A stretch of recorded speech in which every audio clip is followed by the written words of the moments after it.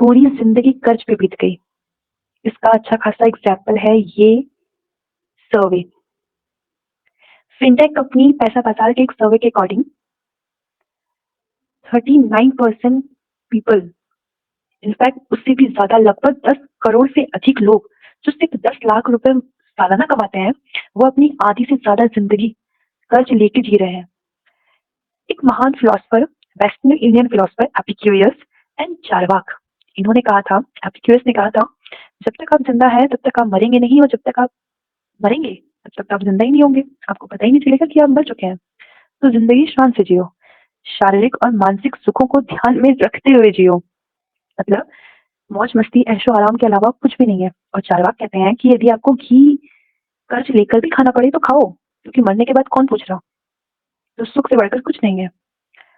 लेकिन इसके इस कर्ज में डूबकर जिंदगी जीने और शारीरिक सुखों को प्रायोरिटी देने से क्या मिलेगा? क्या एक आंतरिक शांति मिलेगी, सुकून मिलेगा?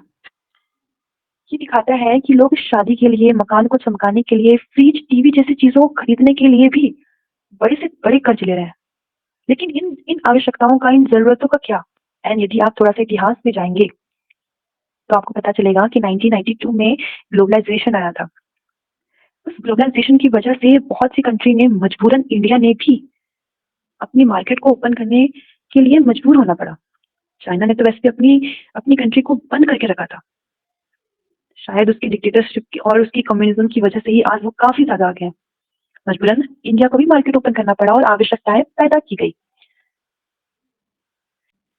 मेरा सवाल ये है कि इन आवश्यकताओं का क्या?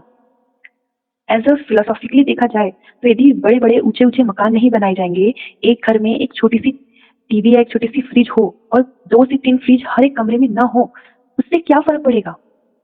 आप यदि एक छोटी सी फ्रिज से काम चल सकता है तो 5-6 फ्रिज रखने की जरूरत ही क्या है? कर्ज लेके जिंदगी जीने की जरूरत ही क्या है?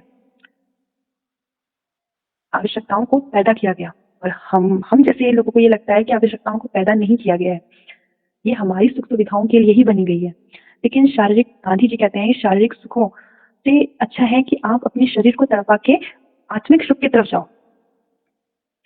आप मुझे बताइए कि ग्लोबलाइजेशन का इम्पैक्ट नेशनल इंटरनेशनल लेवल पे जितना ज्यादा हुआ, क्या आज जो ट्रेड वॉर इंटरनेशनल लेवल पे बड़ी है, आज जो वेस्टर्न, जो लिबरलाइजेशन की, ग्लोबलाइजेशन की, प्राइवेटाइजेशन की, ओपन मार्केट की बात करता है, एक इक्वल ट्रेड की बात करता है, एक कस्टम यूनियन और इकोनॉमिकल जोन की बात करता है, आज वही वही अमेरिका डिक्टेटर की तरफ जा रहा है। तो क्या ये इनडायरेक्टली 1992 में आ रही ग्लोबलाइजेशन के इम्पैक्ट का असर नहीं है? सवाल है इस पैसाबाजा.com का।